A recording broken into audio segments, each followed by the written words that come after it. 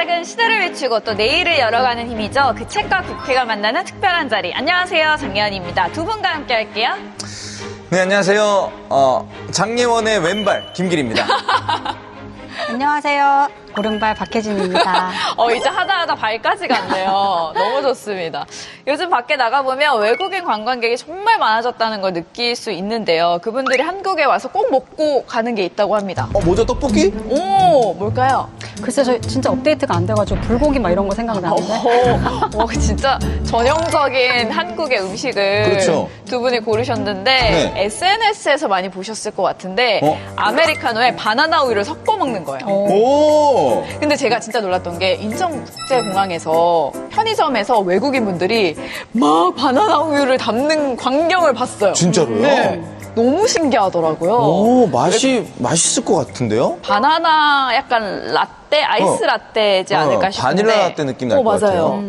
외국인들 사이에서 엄청 유행이라고 합니다. 처음 들었을 때는 왜 섞지 싶었는데 막상 먹어본 사람들은 라떼보다 부드럽고 달달한데 커피 맛이 살아있다고 하더라고요. 아하. 근데 궁금한 게 항상 이런 음식들은 누가 처음에 시도를 해본 걸까요?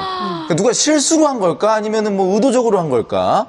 막 궁금해요. 신기해요. 네. 누군지는 모르겠지만 진짜 용감한 것 같아요. 왜냐하면 저 같으면 이게 아는 커피 맛도 사라지고 아는 바나나 맛도 사라지잖아요. 그러면은 너무 이상할 것 같은데 그게 섞인 또 다른 맛을 만들어내는 거에 더 초점을 두는 거잖아요. 네. 그래서 저는 저라면 하지 않겠지만 되게 용기 있는 도전이다 이런 생각이 들어요. 각자만의 그런 이상한 레시피 같은 거 있지 않나요? 저는 어렸을 때 그 참치에다가 밥에다가 케찹을 비벼 먹는 거를 많이 해봤거든요. 그래요? 네, 항상 그렇게 먹었었어요. 제 친구는 밥이랑 딸기랑 같이 먹어요. 밥이랑 딸기랑요? 네. 밥딸기. 딸기밥. 딸밥. 네. 근데 이제 그 여러 가지가 있대요. 탕수육을 케첩에 찍어 먹는 사람도 있고 감자튀김을 아이스크림이나 아니면 밀크쉐이크에 찍어 먹는 사람. 그거 맛있죠. 처음 들어보면 이상한데 지금은 약간 새로운 그런 레시피의 정석처럼 돼 있잖아요. 야. 저는 약간 수박에 후추를 뿌리면 약간 그 단맛이 좀 더 살아요. 무슨 소리 하시는 거예요, 혜진 씨? 원래 소금 뿌리면 뭐 산다 이런 건 있는데. 커피에 소금을 뿌리면 조금 더 이렇게 풍미가 더 나고 뭐 이런 것들이 있어요. 수박에 후추요? 네. 제가 오늘 집에 가서 해보겠습니다. 야. 하고 알려드릴게요. 꼭 인증샷 네. 남겨주세요. 누군가에게 이상한 조합이 다른 누군가에게 인생 조합이 될 수도 있으니까요. 결국 음식도 사람도 정답은 없는 것 같습니다. 각자의 취향을 존중하면서 오늘도 다양한 이야기, 책 이야기 나눠보도록 할게요. 먼저 책 한 권의 주인공 힌트 화면으로 만나보시죠.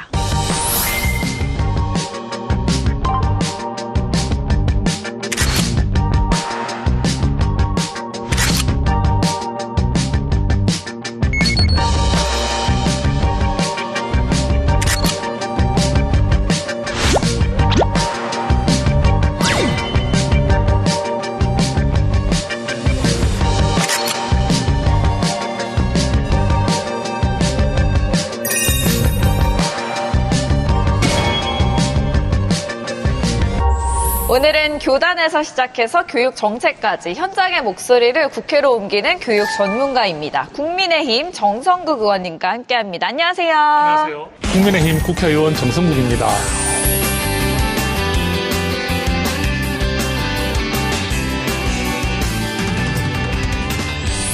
26년간 예. 초등학교 선생님으로 계셨는데 예. 지금 국회에서 국민을 만나고 계시잖아요. 예. 역할은 좀 달라졌지만 사람을 대하는 방식은 예전과 크게 달라지지 않았다라고 좀 생각이 돼요. 예. 어떠신가요? 제가 그 학교에 학생들을 가르치던 때 26년을 보냈으니까 네. 사실은 그 기억이 저의 인생의 대부분이라 봐야 되겠죠. 오고 싶은 학교를 만들어주고 싶다는 생각을 많이 했었어요. 그러니까 이제 학생들보다 조금 더 빨리 가서 학생들이 들어오는 이제 학생들을 보면서 조금 얼굴이 좀 안 좋고 이러면은 잠깐 온나 이렇게 해서 안부도 좀 물어보기도 하고 뭐 이런 관심을 좀 준 부분들이 제가 교직 생활을 하는 데 있어가지고 사제관계가 굉장히 좋게 되는 이유였다고 보거든요. 그럼 지금 이제 국회의원이 되었을 때 이제 느끼는 부분도 큰 차이는 없는 것 같아요. 왜냐하면 대상자가 많아졌을 뿐인 것 같아요. 근데 지금은 저희 이제 부산 친구가 지역구만 하더라도 17만 명이 넘거든요. 이야. 그러면 만날 수 있는 숫자가 너무 늘어나 버렸기 때문에 그래도 시장에 가거나 어디 이래 국민들과 인사드리게 되면 사실 한마디라도 좀 더 다정하게 진정성 있게 손잡고 싶은 그 마음은 똑같은 것 같아요. 그래서 이제 시간과 공간의 차이에서 그렇게 할 수 없으면 안타까울 뿐이지 그런 마음은 여전히 그때나 지금이나 큰 차이가 없는 것이 아닌가 이런 생각을 좀 해봅니다. 아, 네.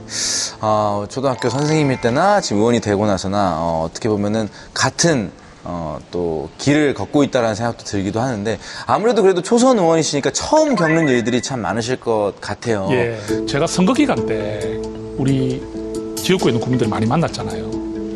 그럼 그때 이제 했던 말들 사실 저는 기억이 잘 안 나는 경우가 있거든요. 근데 그 국민께서는 의원님이 그때 이런 말씀하셨는데 또는 본인에게 했던 어떤 말을 기억을 하는 분들이 많더라고요. 그걸 딱 들으면서 조금 이제 마음이 좀 새로워지죠. 국회의원으로서 국민들을 만나서 했던 말들은 아무래도 좀 책임이 따르는 것 같고 그러면 그만큼 한마디를 하더라도 좀 진정성을 가져야 되겠죠. 즉흥적으로 듣기 좋은 형태의 답만하기보다는 좀 약속을 지킬 수 있고 말에 책임을 질 수 있는 방향으로 표현하는 것이 좀 좋지 않겠나 이런 경험을 하게 되었어요. 근데 이렇게 이제 순간순간 진정성을 가지고 말을 하려면 좀 스트레스도 받으실 것 같은데 네. 그런 스트레스는 어떻게 푸세요? 좀 소확행 같은 게 있으세요? 지금 저 같은 경우는 지금 가족은 이제 부산에 있거든요. 제가 혼자서 지금 여기서 국회 근처에서 제가 거처를 마련해 있는데 좀 무거운 생각이나 주제들로 의정 활동을 하다가 네네. 이제 딱 문을 열고 들어가면 이제 불을 켜고 들어갔을 때 이게 휴식이 없다면은 그죠? 좀 쉽지 않겠죠. 근데 저는 책 읽기를 좋아한다기보다는 오호. 제가 좋아하는 그런 좀 종류 그런 책들을 좀 보고요. 또 이제 좀 쉬고 싶을 때는 네. 아무래도 제가 볼 때 이제 제가 좋아하는 건 이게 프로야구라든지 경기도 본다든지 부산 사람이다 보니까 그리고 제가 또 바둑을 좀 좋아합니다. 많이 하시는데요, 정확히? 많으신데요? 많으신데요? 수학형이 아니라 스트레스가 대학생인데요? 많으신 건지 아니면 취미가 많으신 건지. 그쵸? 프로야구만 보고 있을 수 없으니까. 그래도 이제 바둑도 보면서 이제 아무래도 좀 보다 보면은 또 그게 좀 빠지잖아요. 다음 수를 생각하거나 이런 걸 보다 보면 좀 재밌잖아요. 그러면 그게 이제 좀 쉼이 되는 것 같아요. 그러니까 그 정말 힘든 의정 활동 속에서도 그런 소소한 재미를 찾으셔야 또 버틸 힘이 생기는 것 같습니다. 의원님께서 독서도 간간히 하신다라고 말씀하셨는데 예. 직접 고르신 책 한 권 어떤 예. 책인지 들어볼까요? 그 셀레스트 헤들리라는 분이 쓰신 책으로서 말센스라는 책입니다. 말센스. 제목만 보더라도 이 부분은 우리 삶 속에서 얼마나 말을 어떻게 하고 이 말이 가지는 어떤 영향력이나 이런 부분들을 우리에게 좀 딱 말해주는 부분이 아닌가 이런 생각이 들 것 같아서 오늘 이 책을 제가 추천해드리고 또 보여드리고 싶어서 나왔습니다. 편집장님, 이 책 어떤 내용일까요? 네, 제목이 말센스잖아요. 근데 우리가 대부분 다 말 잘하고 싶잖아요. 근데 그럴 때 말이 아니라 센스를 키워야 된다. 아까 이렇게 좀 줄일 수 있을 것 같은데 저자인 셀레스트 헤들리는 미국의 베테랑 방송인입니다. 그래서 그 사람이 많은 이제 인터뷰를 하고 또 대화를 했던 경험을 바탕으로 사람의 마음을 여는 대화법이란 무엇인가라는 주제의 이제 이야기들을 담은 건데요. 이제 말에서 중요한 거는 상대를 이기는 말하기 혹은 설득하는 말하기 그런 말하기 기술이 아니라 상대방의 말을 진심으로 이제 경청하는 그럼으로써 상대방과 연결되는 방법을 아는 게 중요하다. 그래서 이 이야기를 듣고 있으면 바로바로 내가 좀 내 대화에 적용해 볼 수 있다는 점에서 센스를 좀 키울 수 있는 책이 아닌가 싶습니다.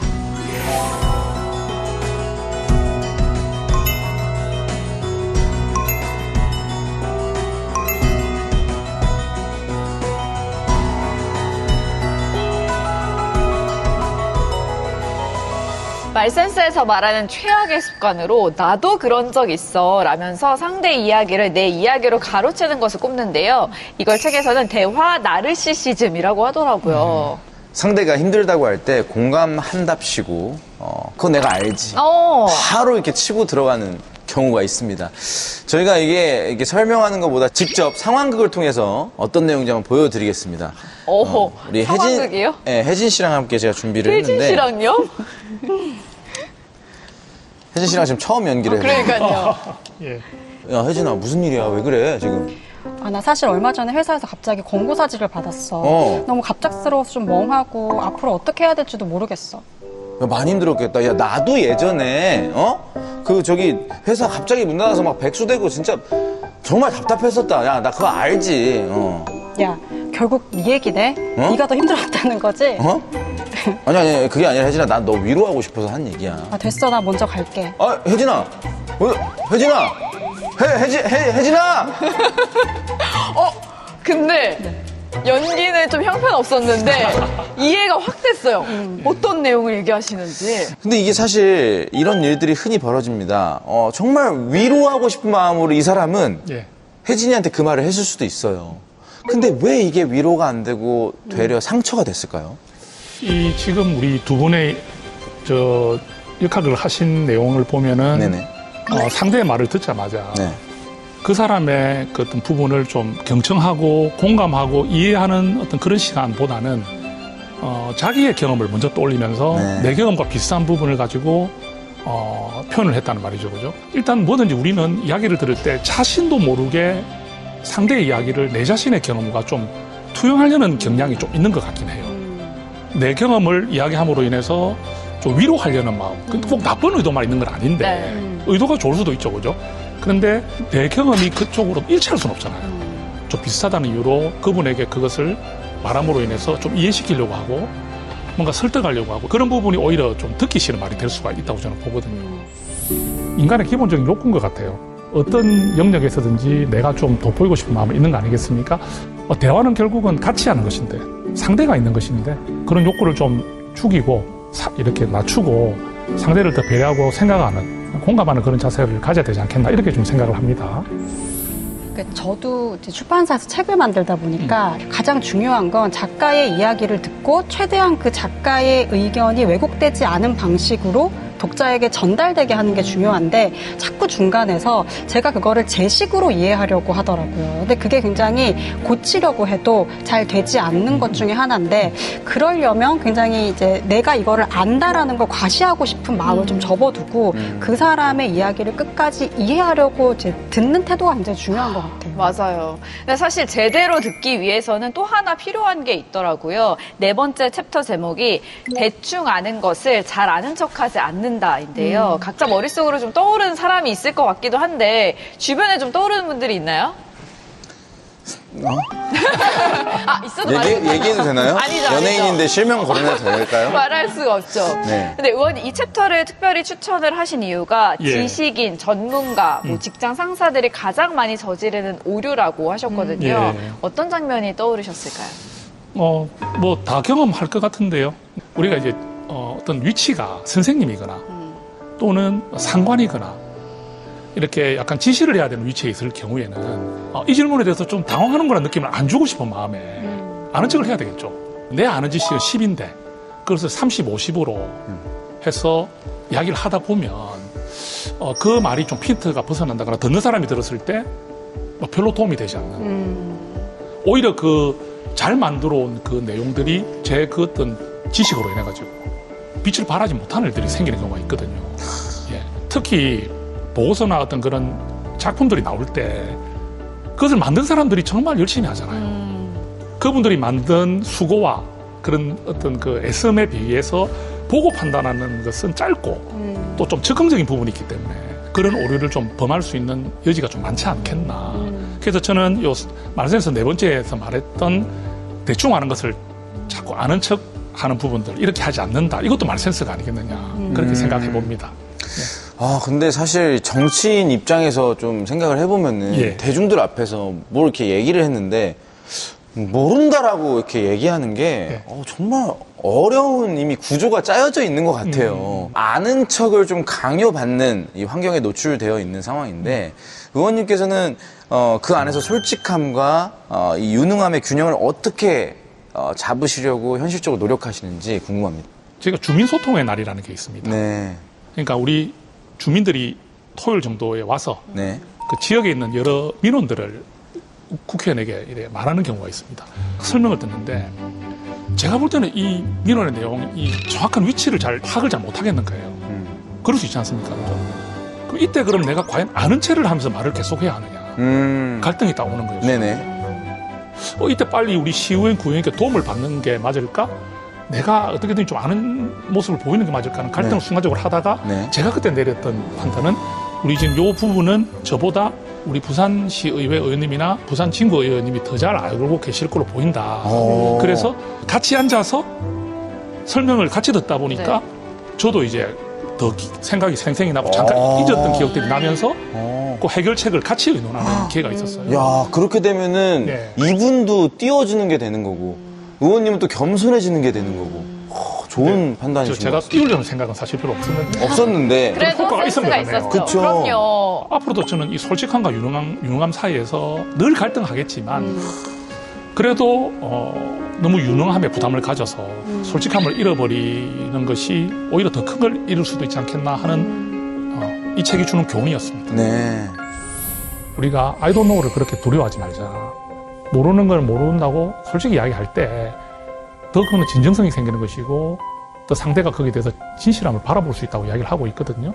그 자체를 솔직하게 인정하는 것도 하나의 대화의 방법이다. 이런 부분이 굉장히 공감이 많이 되었습니다. 예. 저도 이제 일을 하다 보면은 좀 비슷한 상황이 많이 생기는 것 같아요. 네. 그러니까 제가 책을 만들다 보면은 제가 생각하는 방향이 있고 작가가 이야기하는 방향이 예. 있는데 예. 제 생각엔 작가가 틀린 것 같은 거예요. 그럼 이걸 어떻게 해야 할까 이런 생각을 하다가 네. 이제 어떤 게 모르겠을 때는 그 모르는 이유를 좀 충분히 설명하자. 그럼 상대방이 거기에서 판단을 하겠지. 그리고 또 하나는 부분적으로는 내가 맞을 수도 있지만 크게는 전체적으로는 작가가 맞지 않을까. 이런 생각들도 하면서 여러 가지 이제 방법을 찾아가는데 이렇게 책을 읽다 보니까 이렇게 모른다고 말하는 것도 어렵지만 이렇게 내 생각을 바꾸는 게 진짜 더 어렵지 않은가 이런 생각이 들더라고요. 예. 그래서 의원님 정치하시면서 이제 다른 사람들 이야기를 많이 들으실 텐데 듣고 내 생각을 바꿨던 경험도 있으신가요? 예. 제가 이제 국회에 와서 보니까 정치라는 게 다 아시겠지만 옳고 그름만 가지고 정치가 되진 않더라고요. 근데 저는 그런 부분이 좀 많이 아쉬웠어요. 옳음을 찾기 위해서 우리가 노력하자는 말을 우리가 제자들에게 하잖아요. 근데 국회에 와 보니까 정치라는 게 수많은 갈등과 의견차와 다름을 인정하고 좁혀가는 과정이다 보니까 이게 누가 옳고 그르고가 확실히 답을 내려주지 않는 일들이 있는 거예요. 그래도 저는 중진들을 만나면서 그런 말씀을 들어봤어요. 우리도 그런 생각을 한 적이 여러 번 있다. 그런데 우리 사회라는 것이 정말 어떤 법에서 딱 선을 끊는 것처럼 도덕책에서 말하는 그런 방향처럼 다 이루어지기에는 우리 사회가 너무나 복잡하고 다양하고 생각의 차이가 많기 때문에 이것을 조율해 나가는 과정이다 보면 옳고 그름만 따지기에는 여러 가지 어려운 상황이 있기 때문에 그 부분을 생각하면서 정치를 하는 게 아마 정호 의원 같은 경우는 특히 교육자 출신이기 때문에 더 어려울 것이라고 이야기를 하시더라고요. 그래서 저는 그때 생각을 좀 바꿨어요. 교육자 자체가 잘못됐다는 뜻 절대 아닙니다. 그 기본 소신과 철학은 반드시 가지고 있어야 되겠죠. 그렇지만 그것을 가지고 정치 상황에 대한 저의 어떤 행동을 결정하는 것보다 조금 더 넓게 경험도 쌓고 의견도 들어가면서 이제 정치를 하는 게 맞지 않겠나 하는 그런 생각을 제가 생각을 좀 바꿨다 봐야 되겠죠. 그죠?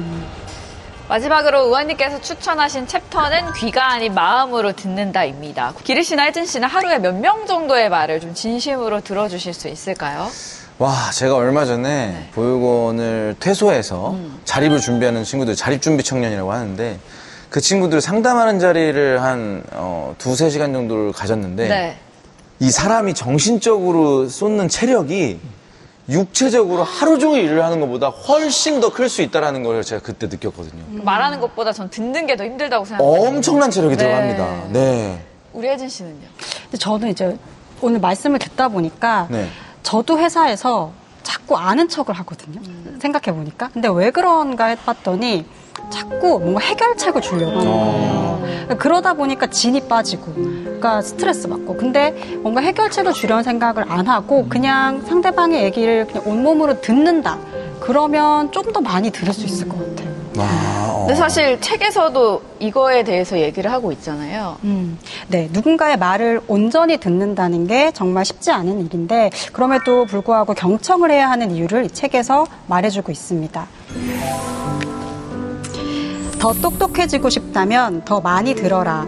결혼 생활을 더 행복하게 만들고 싶다면 친구 관계를 더 돈독하게 만들고 싶다면 능동적으로 들어라. 입을 다물고 귀를 기울인다면 생각은 열리고 관계는 더 가까워질 것이다. 저는 이제 이 부분 읽으면서 되게 직설적인 표현인데 입을 다물고라는 표현이 되게 인상적이었어요. 그러니까 경청이라는 게 일종의 절제 그리고 인내의 영역이 아닌가 생각이 되는데 의원님께서는 사실 늘 치열한 논쟁이 오고 가는 국회에 있다 보니까 이렇게 내 주장부터 말하고 싶을 때가 많이 있을 것 같아요. 그래서 말하고 하자 하는 욕구, 욕망, 필요를 참는 게 되게 힘들 것 같거든요. 어떠세요? 어떻게 보면 이 책의 핵심도 저는 경청의 의미가 아닌가 싶거든요. 학교에 있을 때도 학부모들도 와서 상담을 하면 말씀을 많이 들어주려고 노력을 했던 것 같아요. 듣기만 했는데도 불구하고 눈빛을 마주치고 공감만 들어주니까 가실 때는 일정 부분을 해결했다는 생각으로 마음을 흐뭇해하시면서 가시는 걸 보면서 우리가 이 답은 본인도 많이 알고 있는 부분인데 잘 안 돼서 그런 것 아니겠습니까? 국회도 아까 방금 말씀하신 대로 우리가 청문회라든지 우리 국정감사 같은 거 보면 어떻게든 좀 말을 더 하고 싶어서 시간도 더 벌고 싶고 이래가지고 시간도 연장해달라 하고 막 말을 듣기보다는 말하기를 하려는 이런 상황이 그럴 수밖에 없지 않습니까? 그러다 보니까 다툼도 생기는 거잖아요. 자꾸 말을 끼어들게 되고 상대가 하는 말에 자꾸 들어가게 되고 그래서 저는 이 부분들이 굉장히 좀 아쉬운 부분인데 사실은 상대의 말을 공감하면서 들어주는 그 자체로 벌써 마음은 많이 열린 것이고 그리고 신뢰를 준 것이기 때문에 우리가 어디에 있든지 학생을 만날 때나 또는 우리가 친구를 만날 때나 동료를 만날 때나 항상 그쪽의 말을 먼저 들으려고 노력하는 자세가 바로 그 신뢰의 시작이 아니겠느냐 이렇게 봅니다. 예. 의원님 갑자기 제가 좀 개인적으로 궁금한 게 있는데 이 의원님들하고 소통을 하다 보면 좀 이제 안 맞아서 부딪힐 때가 말씀하신 대로 많을 수 있잖아요. 그때 그 답답함과 예전에 초등학생들이 말을 안 들었을 때 소통이 잘 안 됐을 때 답답함 어느 쪽이 좀 더 답답한가요? 맞춰보세요. 어떨까요? 와, 근데 어려운데요? 야, 왜냐면 초등학생들도 만만치 않거든요. 그럼요. 막 통솔이 안 되면 막 사람 막 미치거든요, 막. 조카도 대화가 안 돼요. 지금이 좀 더 힘든 것 같아요. 사실 초등학교 한 5, 6학년 정도만 되면요. 이 생각하는 거라든지 말하는 것이 굉장히 논리적이고 또 선생님들 놀랄 때가 있습니다. 그렇지만 이제 선생님과의 학생이라는 관계가 있기 때문에 학생이 선생님에 대한 수용성이 좀 높은 출발점이 있다고 생각은 하긴 합니다. 지금은 이제 의원에 대해서 각 영역에서 또는 각 지역에서 각 분야에서 나름의 큰 역량을 가지고 국회로 들어오신 분들이 대부분이다 보니까 어떻게 보면 자기 자신에 대한 자존감이라든지 이런 게 강하신 분들이잖아요. 그런 생각에서 이렇게 설득하고 경청하고 공감을 이루기가 쉽지는 않을 것 같아요. 아내분과의 소통에 불과했을 때는 같이 늘 이제 교직에 같이 있었기 때문에 그 생활의 패턴이라든지 많은 이런 게 것들을 이해해주죠. 비슷하다 보니까 그리고 더군다나 지금은 따로 떨어져 살고 계시니까. 잘 보셨어요. 네, 그렇죠? 잘 지을 수밖에 없겠죠. 네. 우리 의원님과 함께 말센스라는 책 살펴봤습니다. 책에서 가장 좀 감동적이었던 구절을 직접 읽어주실까요? 예, 제가 하나 찾았는데요. 정말 우리 많은 시사점을 주고 있는 거라 생각을 합니다. 진정한 듣기는 수동적이 아닌 능동적이어야 한다. 아하. 수동적 듣기란 단순히 상대의 말에 응답하기 위해 듣는 것이고 능동적 듣기란 상대의 입장을 이해하기 위해 듣는 것이다. 아하. 상대의 말뿐만 아니라 그의 어조와 몸짓도 살펴라. 몸짓까지 살펴라. 귀로만 듣지 말고 마음으로 들어라. 우리가 그 대화가 잘 안 통하고 갈등이 생기는 이유 중에 하나는 충분히 듣지 않고 충분히 공감하는 마음이 좀 작았기 때문이 아닌가 생각이 들어요. 그러니까 그 마음으로 듣게 된다면은 그 대화는 더 잘 되는 것이고 서로를 이해하는 데 큰 도움이 되지 않겠나 이렇게 생각을 합니다. 정말 듣는다 할 때 그 듣는 사람의 자세나 이런 그 모습을 보면 말하는 사람이 그걸 느끼거든요. 우리가 그렇게 생활을 하고 실천한다면은 좀 막혔던 대화도 풀리지 않는 그런 문제들도 해결될 수 있는 좋은 계기가 될 수 있지 않겠나. 오늘 의원님과 얘기를 나누면서 진정한 말센스는 화려한 말재주가 아니라 상대를 향한 진심과 존중에서 나온다는 걸 다시 한번 배우게 되었습니다. 의원님, 재밌는 책 가져오셔서 네. 저희도 다시 한번 또 방송을 하는 사람들이잖아요. 네. 말센스에 대해서 생각해 볼 수 있는 시간이었습니다. 기리 씨도 그랬죠? 네, 너무너무 도움이 되는 앞으로의 방송 인생에서 큰 힘이 되는 책이었던 것 같습니다. 그러니까 센스 있게 말하는 사람이 되도록 하겠습니다. 오늘 함께 해주셔서 네, 감사합니다. 고맙습니다.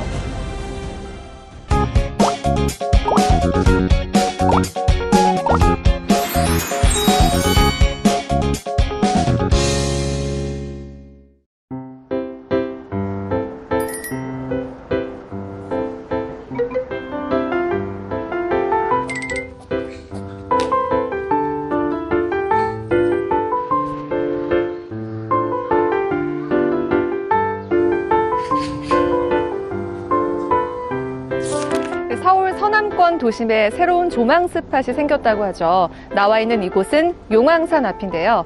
양천구 목동에서 숲과 한강을 동시에 즐길 수 있는 곳입니다.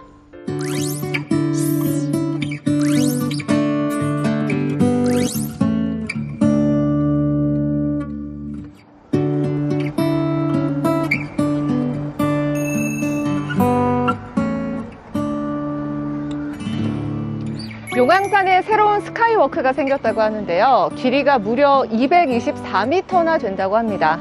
이렇게 나선형으로 만들어져서 색다른 힐링 명소로 떠올랐다고 하는데요.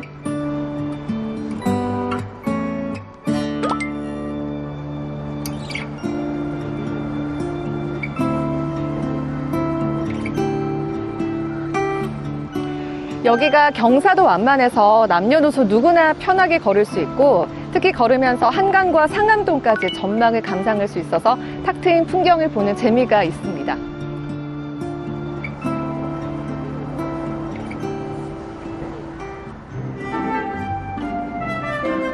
밤에는 야간 조명이 밝혀져서 더 감성적인 매력을 느낄 수 있습니다.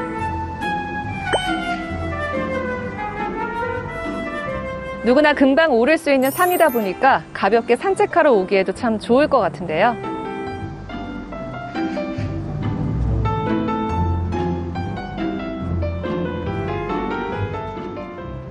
이 용왕산을 넘어가면 반대편 주택가에 색다른 매력을 지닌 동네 책방이 있다고 하는데요. 자연을 만끽하기 좋은 용왕산 옆에는 어떤 공간과 책을 소개하는 책방이 있을까요?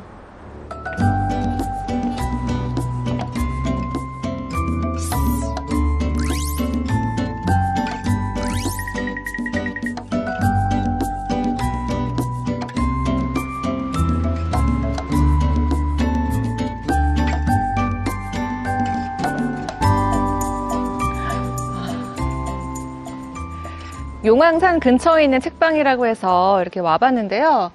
주택을 개조해서 이렇게 책방으로 활용하고 있는 것 같거든요. 여기가 호호 북앤와인이라는 책방입니다. 왜 와인이 붙어 있을까요? 와인을 판매하는 곳인가? 안에 내부는 어떤 모습일지 들어가 볼게요.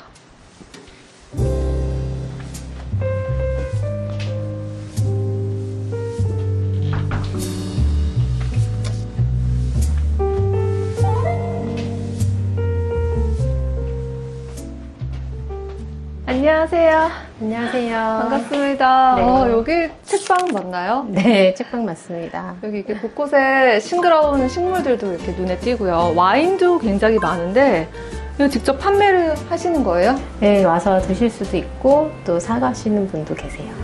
그래서 호호 북앤와인이라고 네. 지으셨구나. 앞에 호호는 뭐예요? 제 그 애칭이고요. 작가 필명이에요. 네, 여기가 용왕산 근처에 있는 책방이잖아요. 잘 어울리는 것 같거든요. 용왕산하고 바깥에 보니까 토마토도 직접 기르시더라고요. 네. 여기가 주택가다 보니까 어떻게 여기다가 책방을 차리게 되셨는지 궁금해요. 이사 온 지 3년 정도 됐고요. 여기서 이제 원래 비어져 있는 차고지였는데 제가 이제 책을 좋아하다 보니까 이곳을 셀프 인테리어 해서 책방으로 만들어 보자 한번 생각해서 시작되었습니다. 그럼 여기는 책이 주로 있는 공간이라고 보면 되는 네, 거죠? 책하고 와인 여기서 이제 즐기시고, 네. 이제 또 꽃사진 찍으시거나 책을 구매하신 분들한테는 제가 이제 꽃을 선물로 드리거든요. 네. 그래서 위에 올라가서 같이 고르기도 하고 그럽니다. 여기 그럼 정원이 있나요? 네, 작은 마당이 있는 집이어서 제가 정원을 꾸미고 있거든요. 한번 구경하러 가보실까요?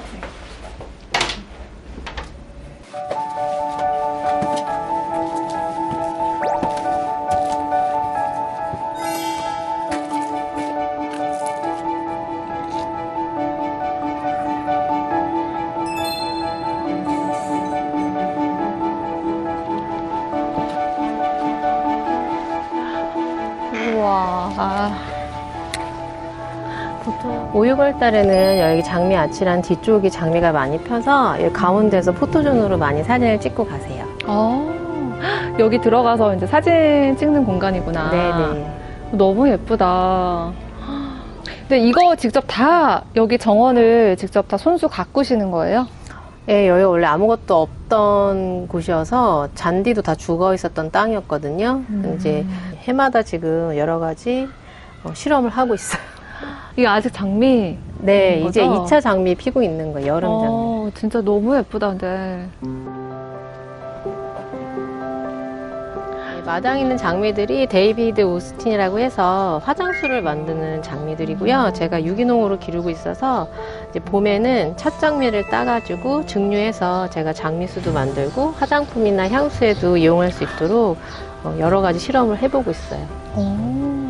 혹시 이런 조경에 관련돼서 좀 관심이 많으신가 봐요? 관심이 있어서 관련 조경기능사 자격증 따긴 했는데 우선 서울의 기후가 많이 변하고 있어서 서울에서 이제 살아남는 식물들 같은 것도 연습을 해보고 있고 여러 가지 다양하게 한번 해보고 있습니다. 진짜 흔하지 않은 장미예요. 색깔도 너무 예쁘고. 네. 장미라고 합니다. 너무 예쁜데요? 다시 책방 공간으로 돌아왔는데요. 여기에도 이렇게 식물들이 예쁘게 있어요. 여기는 이제 동네 분들이 특이하고 예쁜 식물들을 사러 오세요. 그래서 행인 식물들 위주로 돼 있고요. 얘는 루비라고 해서 존재감이 좀 강력한 아이고요. 그리고 밑에 있는 책들은 커피 드시러 오신 분들이 이제 책을 구입하지 않으셔도 편하게 읽으실 만한 책을 제가 읽었던 책들 중에서 골라서 놔봤습니다. 그럼 여기는 열람용 네. 책들을 이렇게 DP를 해놓으신 거죠? 네네. 여기는 와인 관련된 책들을 제가 이제 수집을 해놨고요. 와인 관련된 거 궁금해 하시면 제가 추천도 해드리고 또 관련된 또 와인도 같이 소개해드리는 그런 공간입니다. 어쩐지 이렇게 와인들이 곳곳에 눈에 띄고요. 와인에 관심이 좀 많으신가 봐요. 네, 맛있게 먹다 보니까 네, 공부를 해보고 싶어가지고 계속 공부를 하고 있는 중이에요. 여기가 와인과 책이 함께 하는 공간이다 보니까 책 추천이나 와인 추천도 좀 특별하게 해주실 것 같아요.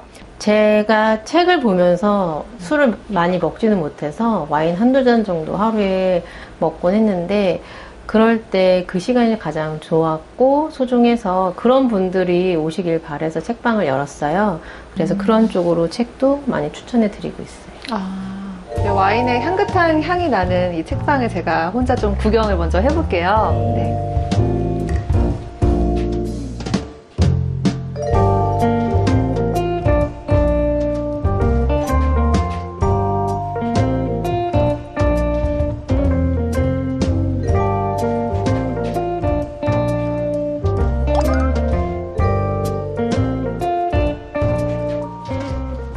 책이 많이 있는 코너 쪽으로 와봤는데요.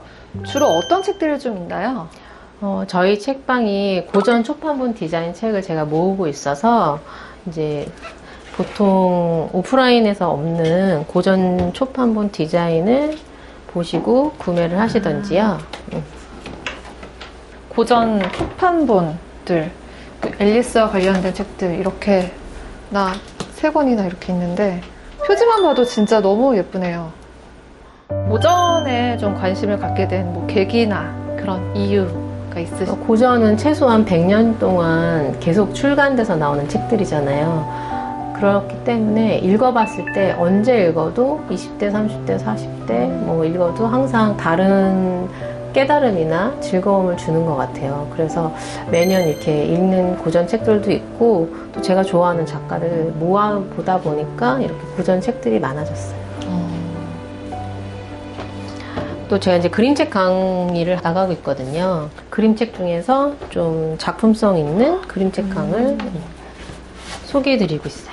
그러니까 고전 초판본 책들과 또 그림책 강연을 또 하세요?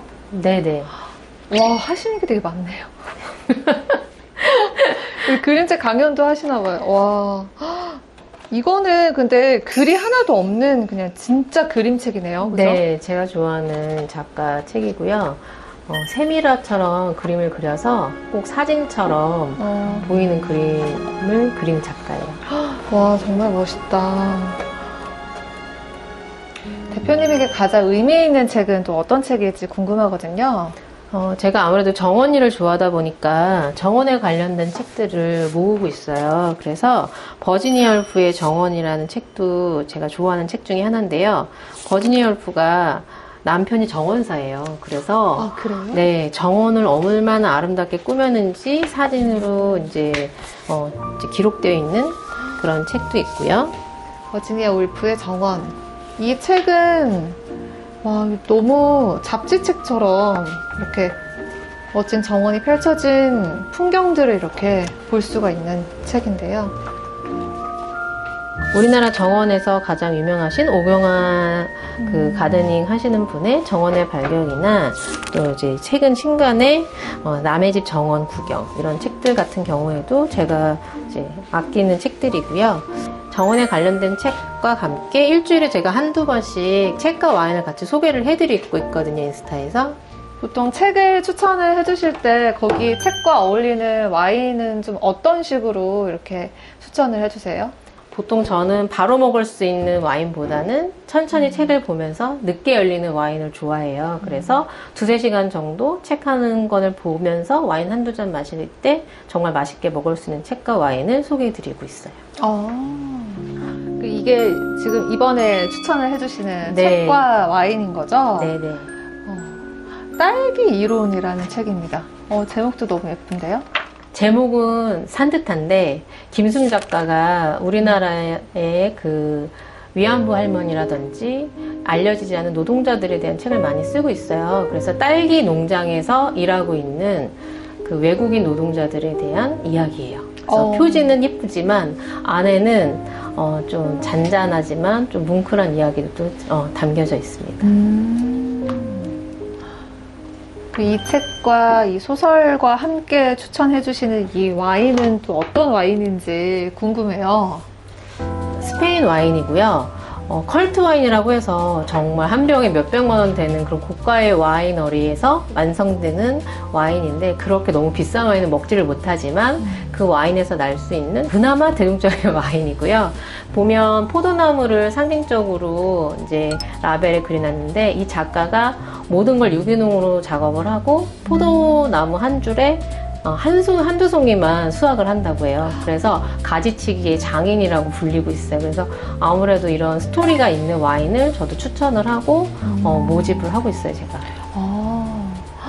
와, 굉장히 좀 정성이 느껴지고 스토리가 좀 깊게 느껴지는 이 와인하고 이 소설이 좀 어떤 연관성이 또 있는 것 같기도 하고, 그죠? 네.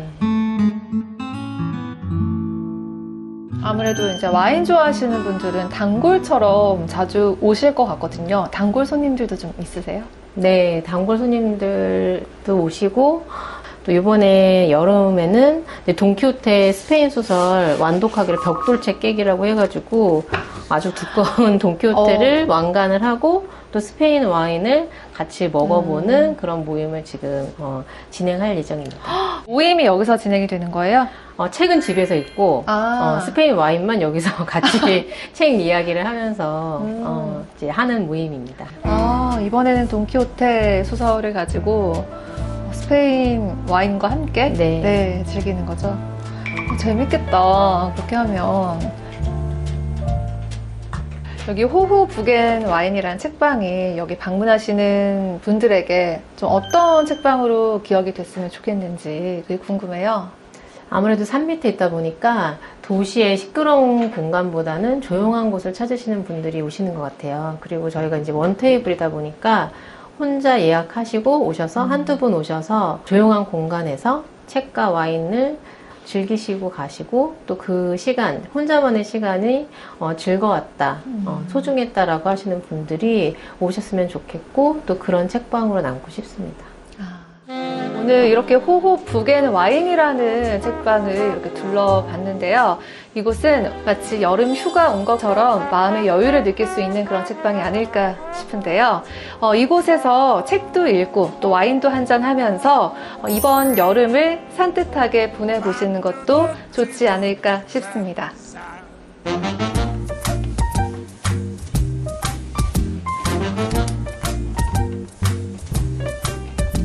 조용하고 사색이 있는 공간이 되고 싶습니다. 더운 날 모두 고생 많으셨어요. 독립책방, 동네 책방 소개 감사합니다. 라고 써주셨습니다.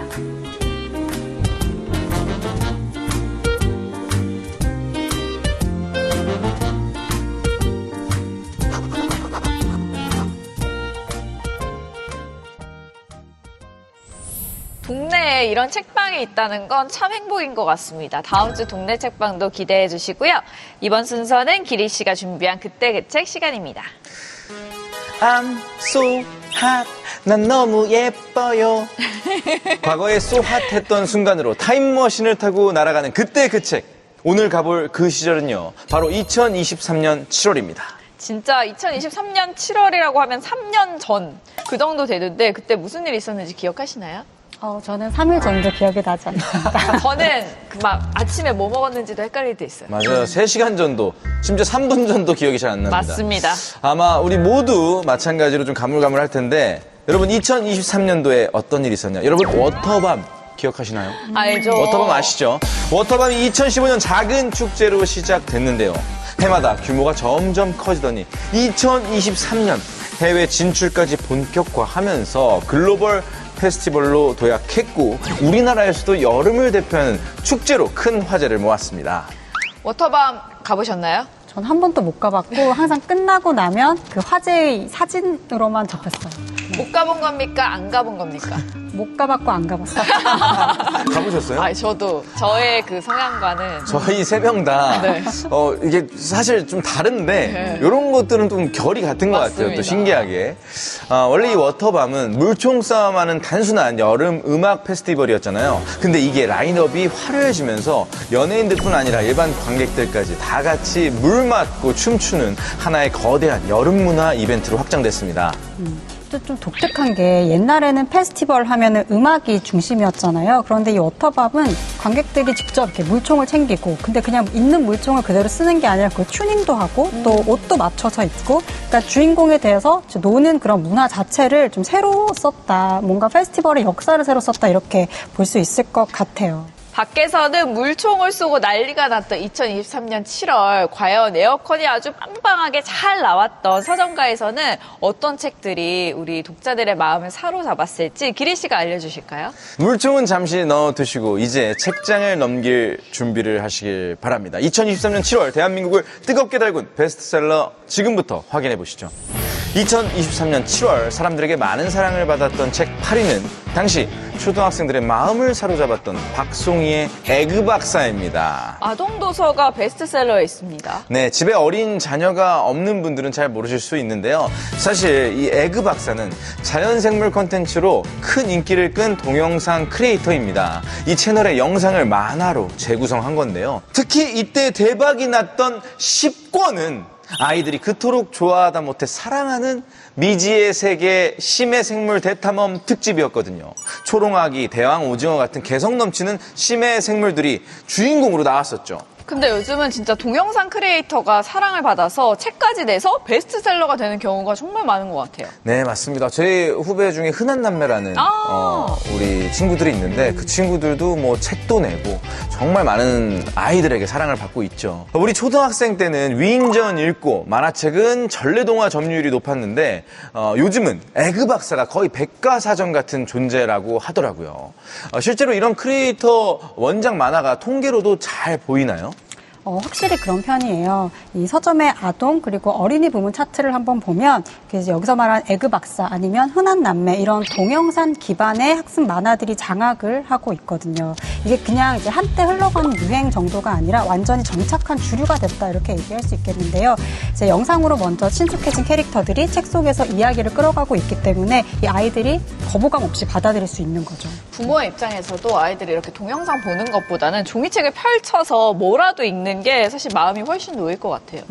그게 출판 마케팅의 이제 핵심이기도 해요. 이제 아이들이 미디어에 노출되는 걸 걱정하는 부모들이 굉장히 많잖아요. 근데 부모의 니즈 그리고 재밌는 컨텐츠를 보고 싶은 아이들의 니즈를 동시에 이제 만족시켜 주는 거죠. 그리고 중간중간 생물 퀴즈라든지 관찰 보고서 작성하기 같은 워크북 활동도 심어 넣습니다. 맞습니다. 그래서 아이들은 재밌게 보고 부모님은 안심하고 사주는 책이 된 거죠. 바로 이어지는 2023년 7월 가장 많은 사랑을 받은 책 5위는 그야말로 직장인과 학생들의 뼈를 때린 책 요한 하리의 도둑맞은 집중력입니다. 제목 좋은데요? 도둑 맞은 집중력. 도둑 맞은 적 없어요? 요즘 수시로 왔습니다.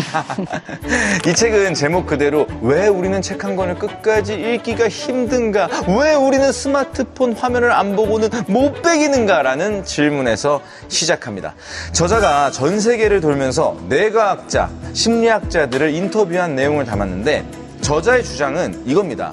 너의 집중력이 떨어진 건 개인의 의지 탓이 아니라 거대 테크 기업들이 우리의 집중력을 도둑질해 가도록 시스템을 짜놨기 때문이다. 완전 공감돼요. 제가 어느 정도냐면 하도 뒤로 돌려봐가지고 파리가 와서 드라마를 지상파에서 하는 거를 보면서 저도 모르게 버튼을 누르다가 내가 이걸 버튼을 누르다니 이러면서 깜짝 놀랄 때가 있어요. 맞아요.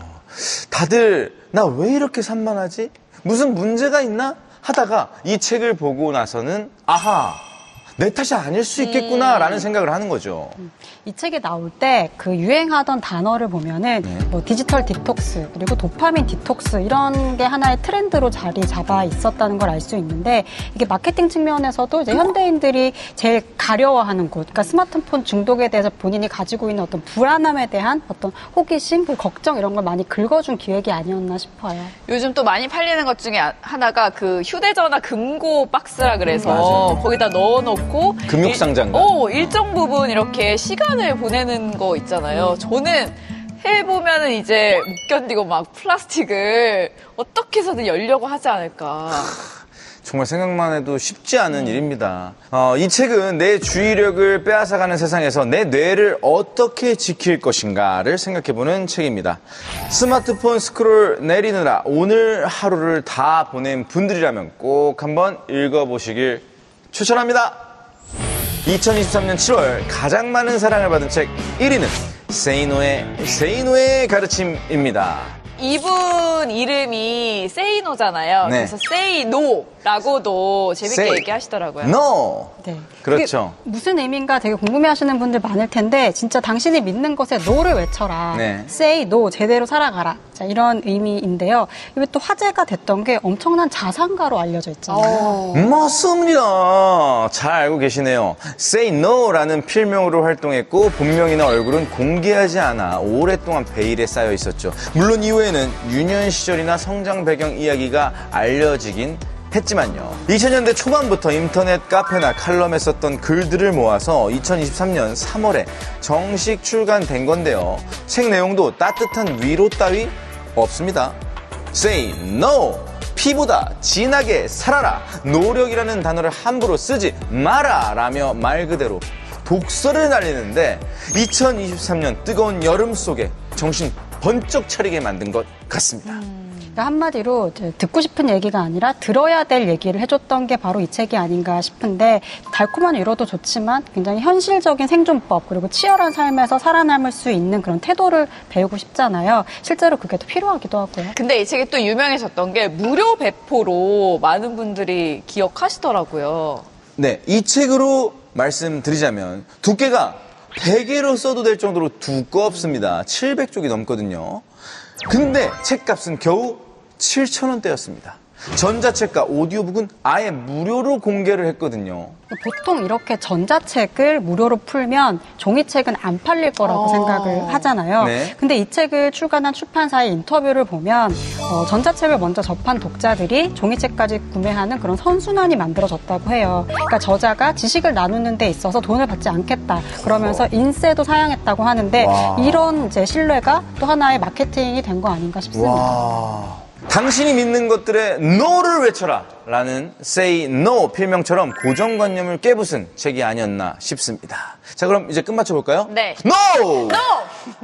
지금까지 2023년 7월 독자들에게 사랑받은 베스트셀러를 알아봤습니다. 다음 주는 또 어느 시절의 책을 만나게 될지 NO! 기대하지 말아주세요. 지금까지 김기리의 그때 그 책이었습니다.